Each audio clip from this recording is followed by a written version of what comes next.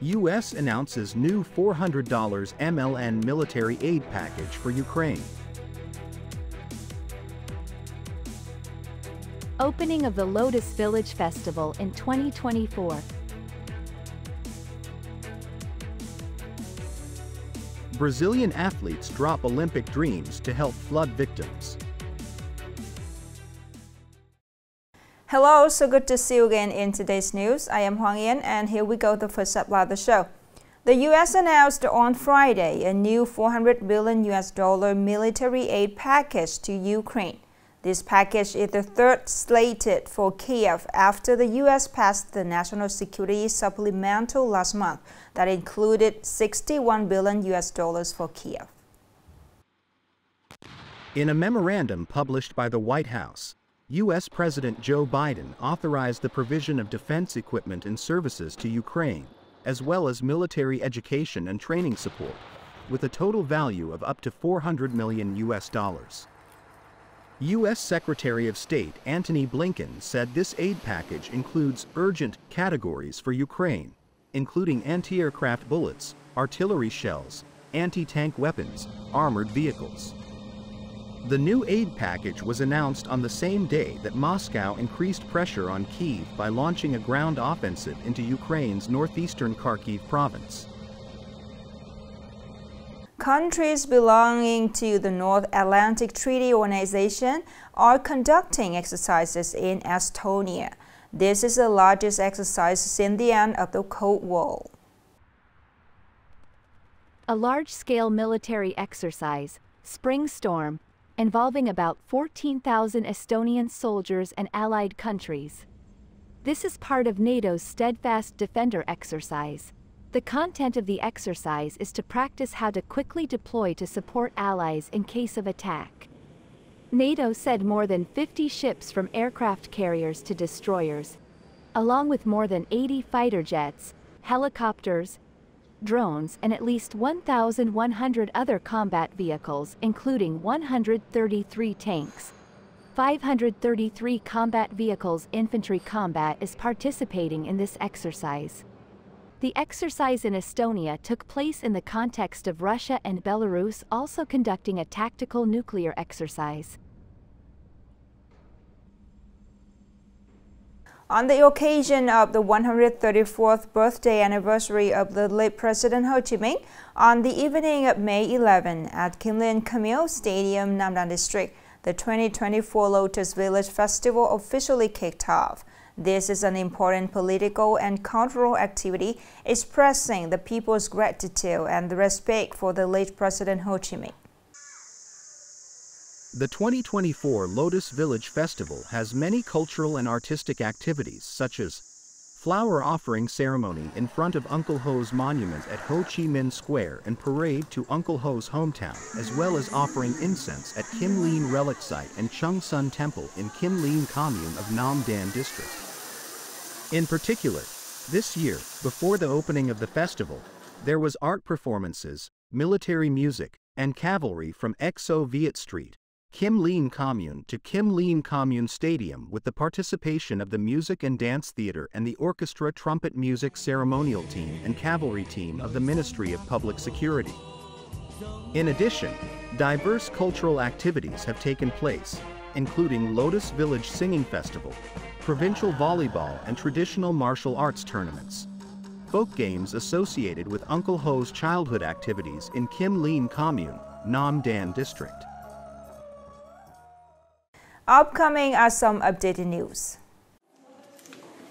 Recently, the government requested the Ministry of Home Affairs to complete the salary reform documents to report to the Politburo in May, then implement the new salary regime.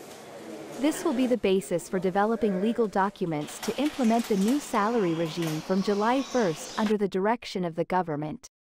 Currently, salaries of cadres, civil servants, public employees, and armed forces are calculated by the base salary, 1.8 million Vietnamese dongs, multiplied by the salary coefficient.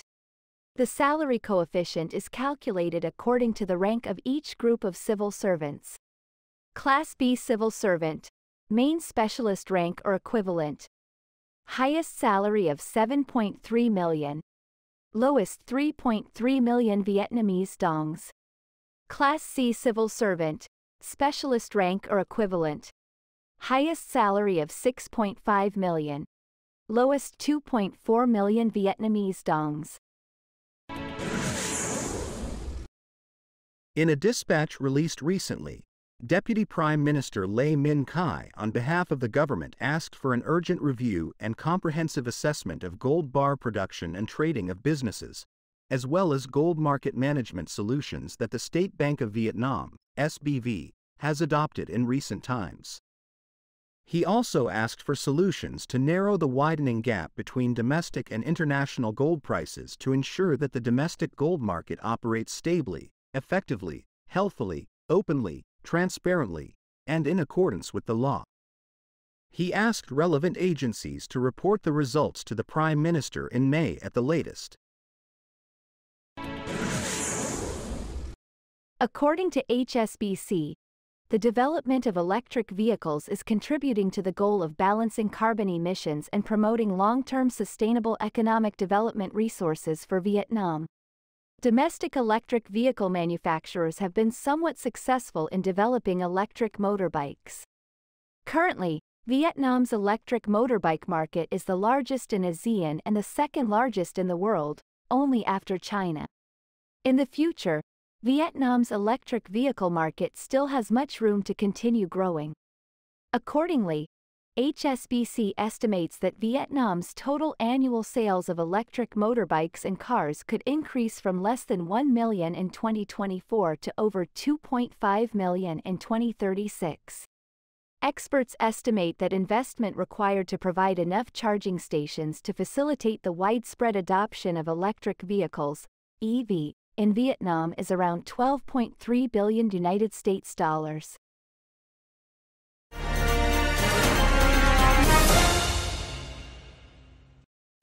Now let's move to today's story. Less than 3 months from the Olympic Games in Paris, Brazilian athletes from the devastated southern state of Rio Grande do Sul are giving up their dreams to compete and staying at home to help with the rescue of victims of the severe floods. Rowers Evaldo Becker and Pedro Tuchtenhagen, due to compete in the qualifying phase for the Olympic Games in the lightweight double sculls category, decided to drop their sporting quest and join volunteers saving stranded neighbors, finding them shelter and distributing aid. My teammates and I discussed a lot and decided to give up the Olympics to focus our energy on where we live, helping our family and friends. Their training was disrupted by the floods that inundated the streets of state capital Porto Alegre after the river Guaiba burst its bank. So they began helping to distribute donations and rescue families and their pets. Swimmer Vivian Youngblood, who already qualified for the open water race, also dropped out and said on social media she would put her efforts into the rescue and recovery operations. World and Olympic surfing champion Italo Ferreira went to Rio Grande do Sul to help in the rescue efforts. The coach of the Brazil Olympic men's judo team, Antonio Carlos Kiko Pereira, also joined in rescue work. To date, the number of deaths due to severe flooding in southern Brazil has increased to 113 people. At least 146 people are still missing and more than 337,000 people have been evacuated. The last story just ended our program today. Thank you so much for your attention. Goodbye and see you later.